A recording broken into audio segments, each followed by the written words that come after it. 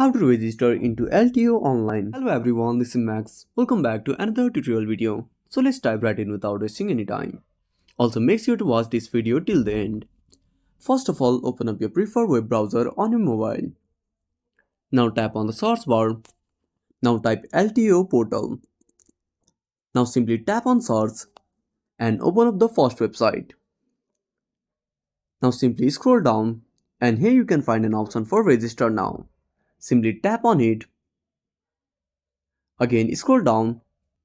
Scroll all the way down to the bottom. Now toggle yes I accept. Now enter the security code. Also make sure to subscribe our channel and hit the bell icon. Now tap on next. Now select enroll as an individual or as an organization. Select the option as per your need. Now fill up the details.